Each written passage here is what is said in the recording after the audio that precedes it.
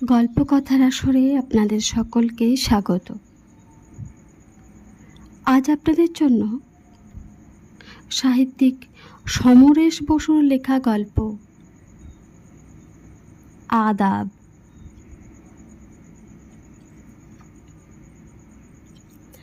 রাত্রির নিস্তব্ধতাকে কাটিয়ে দিয়ে মিলিটারি টয়েলদার গাড়িটা একবার ভিক্টোরিয়া পার্কের পাশ দিয়ে একটা পাক খেয়ে গেল।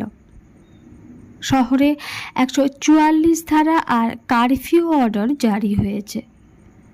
দাঙ্গা বেঁধেছে হিন্দু আর মুসলমানে, মুখোমুখি লড়াই, দা, সড়কি, ছুরি, লাঠি দিয়ে।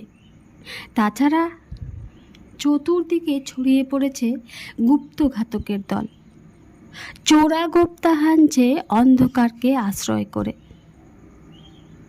লুঠেরা বেরিয়েছে তাদের অভিযানে। মৃত্যু বিভীষিকাময় এই অন্ধকার রাত্রি তাদের উল্লাসকে তীব্রতর করে তুলছে। বস্তিতে বস্তিতে জ্বলছে আগুন।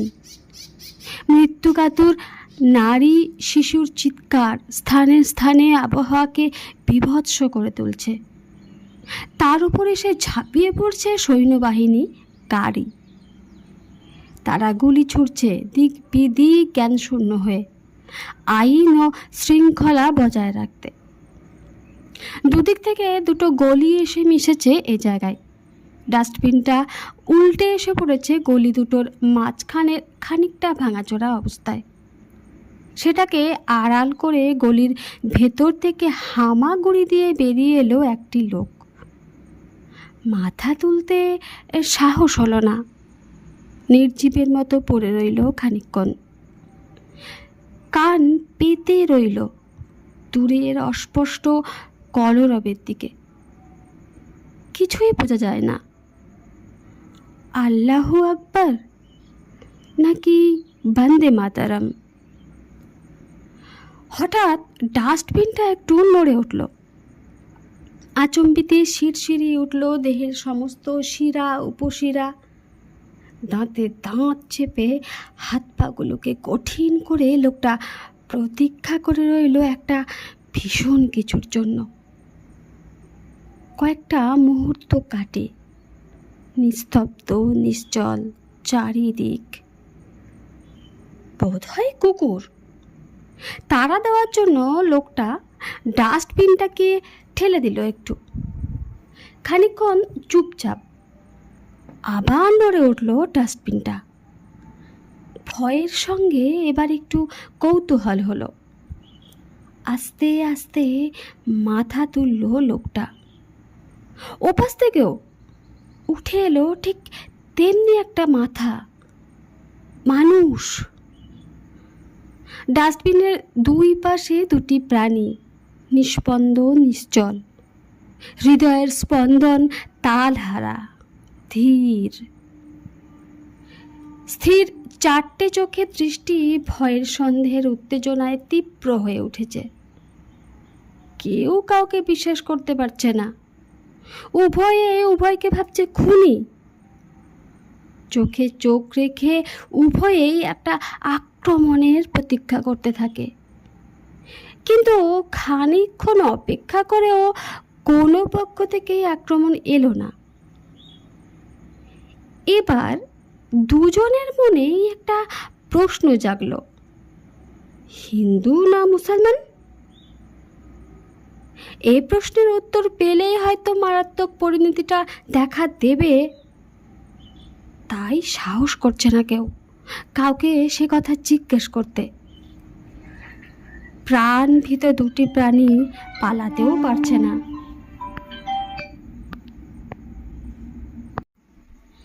ছুরি হাতে আততায়ীর ঝাঁপিয়ে পড়ার ভয়। অনেকক্ষণ এই সন্দিহান ও অস্বস্তিকর অবস্থায় দুজনেই অধৈর্য হয়ে পড়ে। একজন শেষে প্রশ্ন করে, হিন্দু না মুসলমান? আগে তুমি কও। অপর লোকটি জবাব দেয়, পরিচয়কে স্বীকার করতে উভয়েই নারাজ। সন্দেহের দোলায় তাদের মন তুলছে। প্রথম প্রশ্নটা চাপা পড়ে, অন্য কথা আসে। একজন জিজ্ঞেস করে, বাড়ি কোনখানে? বুড়িগঙ্গার হেই পারে, সুবইডায়। তোমার? চাষাড়া, নারায়ণগঞ্জের কাছে। কি কাম করো? নাও আছে আমার, নাওয়ের মাঝি। তুমি? নারায়ণগঞ্জের সুতাকলে কাম করি। আবার চুপচাপ। অলক্ষ্যে অন্ধকারের মধ্যে দুজনে দুজনের চেহারাটা দেখবার চেষ্টা করে উভয়ের পোশাক পরিচ্ছদটা খুঁটিয়ে দেখতে। অন্ধকার আর ডাস্টবিনটার আড়াল সেদিক থেকে অসুবিধা ঘটিয়েছে। হঠাৎ কাছাকাছি কোথাও একটা শোরগোল শোনা যায় উভয় পক্ষের উন্মত্ত কণ্ঠের ধ্বনি। সুতাকলের মজুর আর নাওয়ের মাঝি দুজনেই সন্ত্রস্ত হয়ে একটু নড়ে চড়ে ওঠে। ধারে কাছেই যেন লাগছে। সুতা মজুরের কণ্ঠে আতঙ্ক ফুটে ওঠে। চলো এইখান থেকে উইটটা যাই, মাঝিও বলে ওঠে অনুরূপ কণ্ঠে। সুতা মজুর বাধা দিল, আরে না না, উইট্টো না, জানটারে দিবা নাকি? মাঝির মন আবার সন্দেহে দুলে উঠল। লোকটার কোনো বদ অভিপ্রায় নেই তো? সুতা মজুরের চোখের দিকে তাকালো সে। সুতা মজুরও তাকিয়েছিল। চোখে চোখ পড়তেই বলল, বইও, যেমন বইয়া রইছ সেই রকম বইয়া থাকো। মাঝির মনটা ছ্যাত করে উঠল সুতা মজুরের কথায়। লোকটা কি তাহলে তাকে যেতে দেবে না নাকি? তার সারা চোখে সন্দেহ আবার ঘনিয়ে এলো। জিজ্ঞেস করল, কেন কেন? সুতা মজুরের চাপা গলায় বেজে উঠল, কেন কি? মরতে যাইবা নাকি তুমি? কথা বলার ভঙ্গিটা মাঝির ভালো ঠেকল না। সম্ভব অসম্ভব নানা রকম ভেবে সে মনে মনে দৃঢ় হয়ে উঠল। সামো নাকি এই আন্দারিয়া গলির ভিতরে পইরা থাকুম নাকি? লোকটার জেদ থেকে সুতা মজুরের গলায়ও ফুটে উঠল সন্দেহ। বলল, তোমার মতলবটা তো ভালো মনে হইতেছে না। কোন জাতির লোক তুমি কইলা না? শেষে তোমাকে দল বল যদি ডাইকা লইয়া আমারে মারণের লাগিয়া। এইটা কেমন কথা কও তুমি?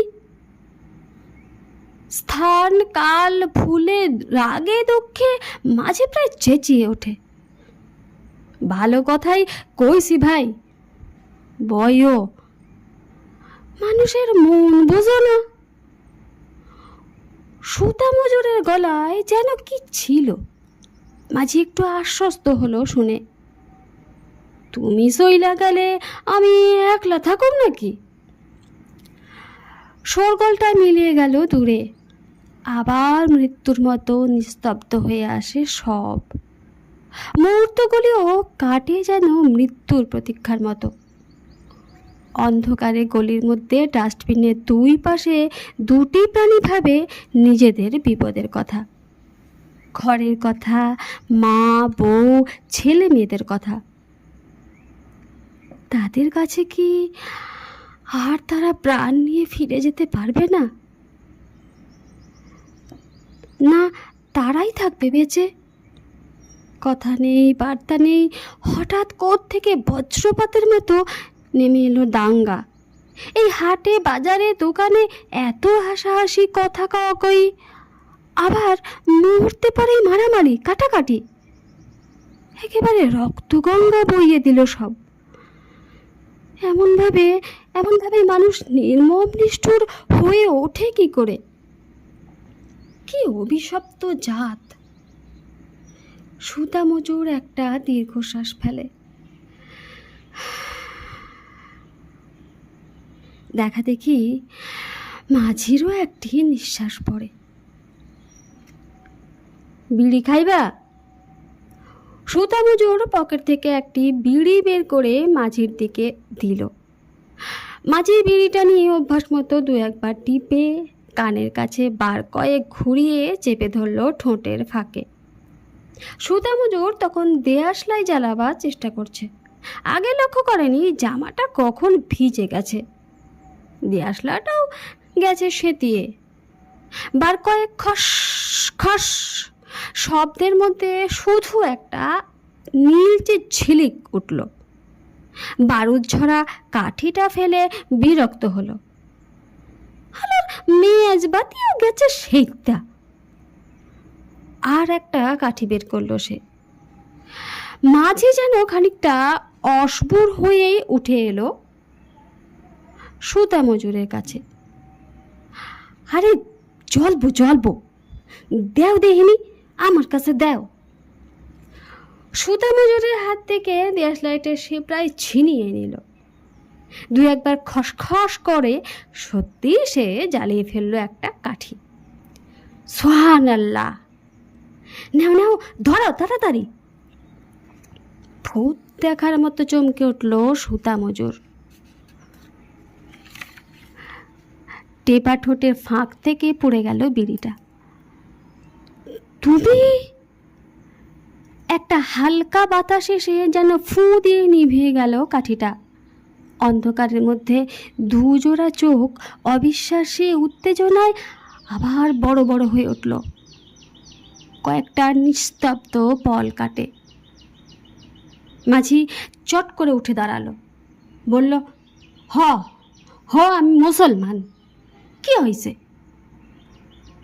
সুতা মজুর ভয়ে ভয়ে জবাব দিল,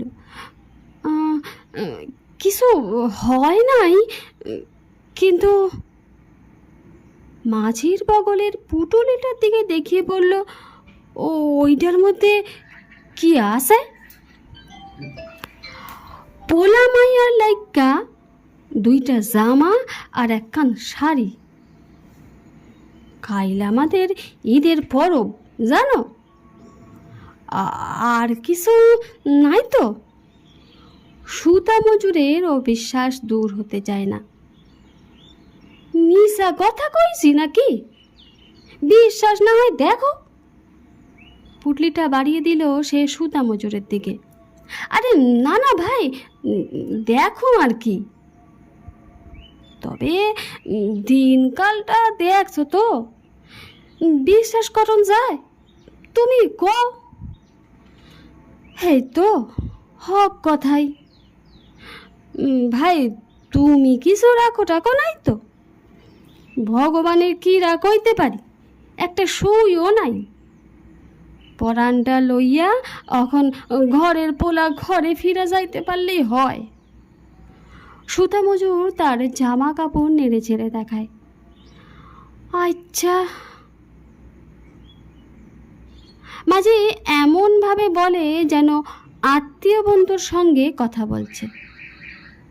আচ্ছা, আমারে কইতে পারোনি এই মায়ের দইয়ের কাটাকুটি কি লাগিয়া?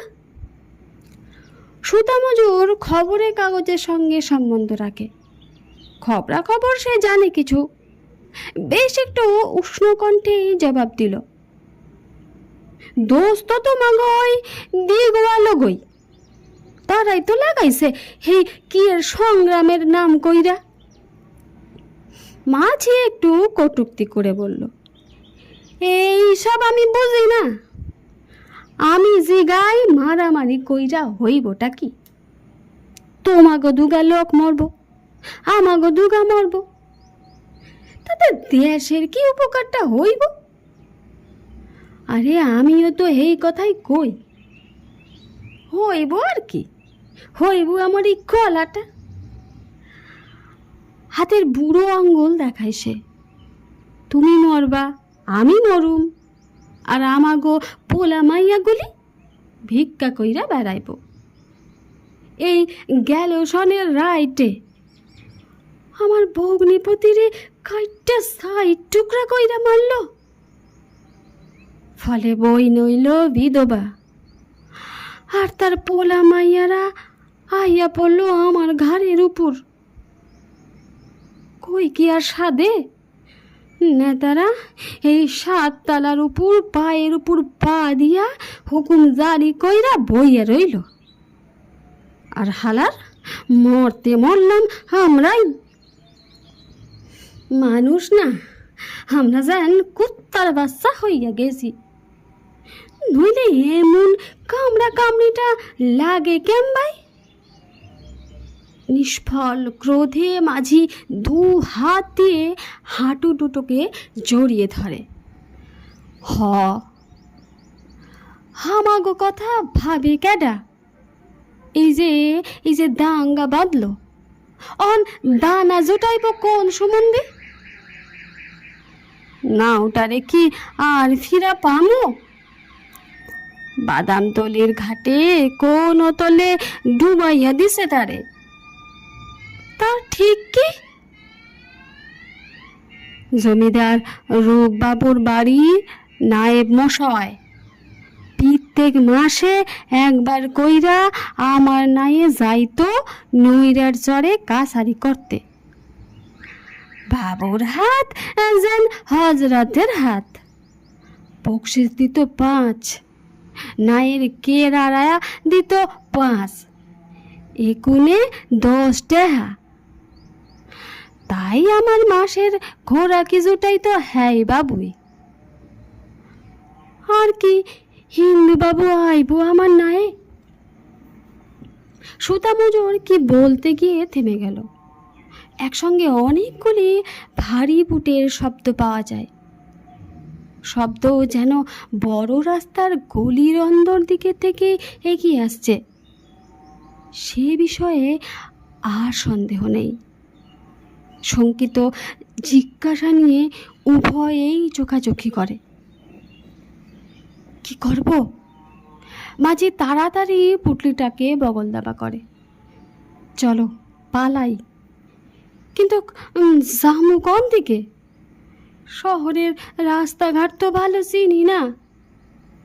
মাঝি বলল, চলো যেদিকে হোক।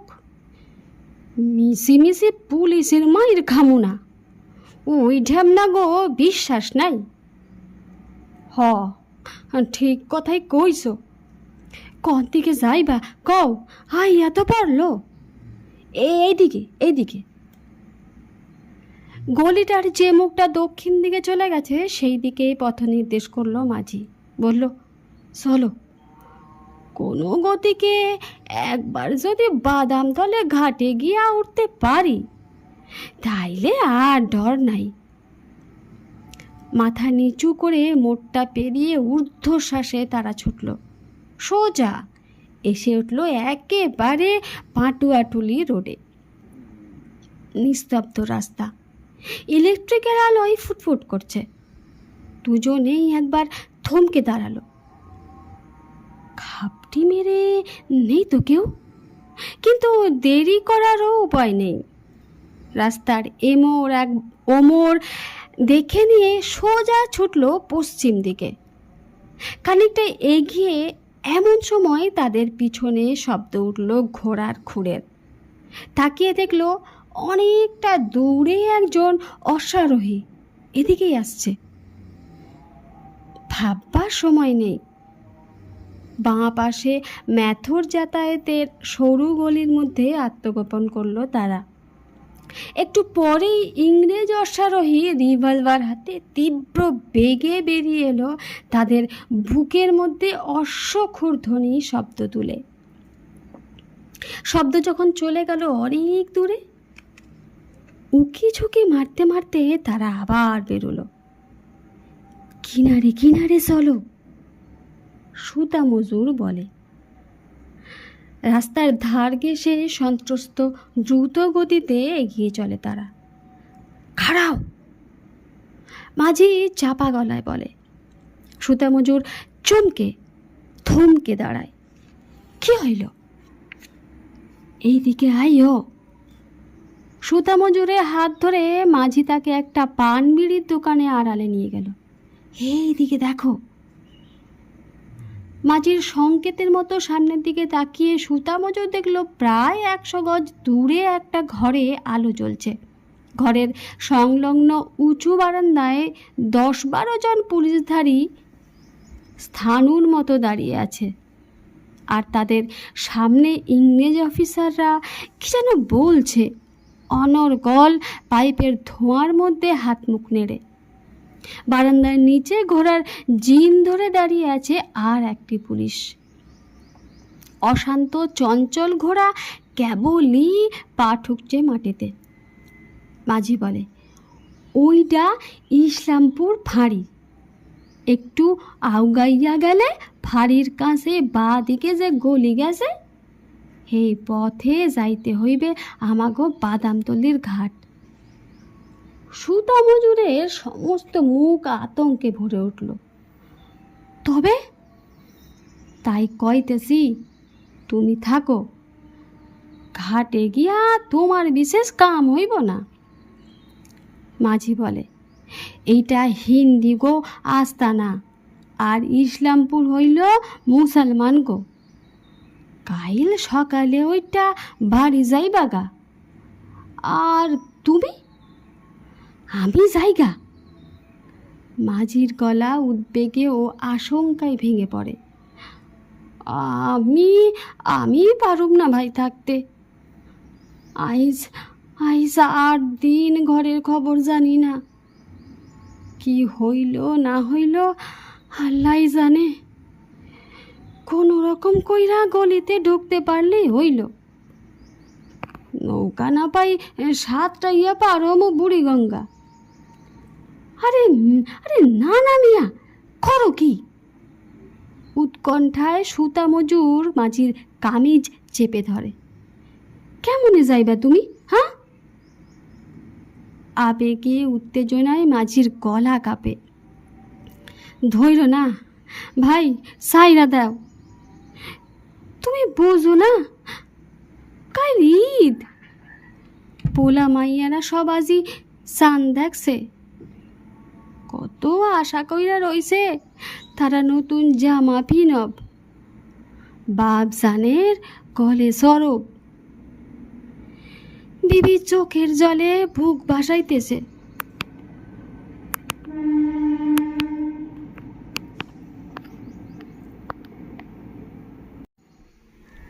পারুম না ভাই, পারুম না। মনটা কেমন করতাছে। মাঝির গলা ধরে আসে। সুতা মজুরের বুকের মধ্যে টনটন করে ওঠে। কামিজ ধরা হাতটা শিথিল হয়ে আসে। যদি যদি তোমায় ধয়রা ফেলায়। ভয়ে আর অনুকম্পায় তার গলা ভরে ওঠে। পারবো না ধরতে, ডরাইও না। এইখান থাইকা যেন উঠো না। যাই, ভুলুম না ভাই এই রাতের কথা। নসিবে থাকলে আবার তোমার লগে মোলাকাত হইব। আদাব। আমিও ভুলুম না ভাই, আদাব। মাঝি চলে গেল পা টিপে টিপে। সুতা মজুর বুক ভরা উদ্বেগ নিয়ে স্থির হয়ে দাঁড়িয়ে রইল। বুকের মধ্যে ধুকধুকি তার কিছুতেই বন্ধ হতে চায় না। উৎকর্ণ হয়ে রইল সে। ভগবান, মাঝি যেন বিপদে না পড়ে। মুহূর্তগুলি কাটে রুদ্ধ নিঃশ্বাসে। অনেকক্ষণ তা হলো। মাঝি বোধহয় এতক্ষণে চলে গেছে। আহা, পোলা মাইয়ারা কত আশা, নতুন জামা পরবে, আনন্দ করবে। বেচারা ভাব জানের পরান তো। সুতা মজুর একটা নিঃশ্বাস ফেলে। সোহাগে আর কান্নায় বিবি ভেঙে পড়বে মিয়া সাহেবের বুকে। মরণের মুখ থেকে তুমি বাঁইচা আইছো। সুতা মজুরের ঠোঁটের কোণে একটু হাসি ফুটল। আর মাঝি তখন কি করবে? মাঝি তখন হল্ট! থক করে উঠল সুতা মজুরের বুক। বুট পায়ে কারা যেন ছোটাছুটি করছে, কি যেন বলা বলি করছে চিৎকার করে, ডাকো ডাকো, ভাগদা হ্যায়। সুতা মজুরের গলা বাড়িয়ে দেখল পুলিশ অফিসার রিভলভার হাতে রাস্তার উপর লাফিয়ে পড়ল। সমস্ত অঞ্চলটার নৈশ নিস্তব্ধতাকে কাটিয়ে দুবার গর্জে উঠল অফিসারের আগ্নেয়াস্ত্র। গুড়ুম গুড়ুম, দুটো নীলচে আগুনের ঝিলিক। উত্তেজনায় সুতা মজুরের হাতে একটা আঙ্গুল কামড়ে ধরে। লাফ দিয়ে ঘোড়ায় উঠে অফিসার ছুটে গেল গলির ভিতর। টাকুটার মরণ আর্তনাদ সে শুনতে পেয়েছে। সুতা মজুরের বিহ্বল চোখে ভেসে উঠল মাঝির বুকের রক্তে তার পোলা মাইয়া আর বিবির জামা শাড়ি রাঙা হয়ে উঠছে। মাঝি মাঝি বলছে, পারলাম না ভাই, আমার আমার ছাওয়াল আর বিবি চোখের পানিতে ভাসবো পরবের দিনে। দুশ্মনরা আমারে যাইতে দিল না তাগো কাছে।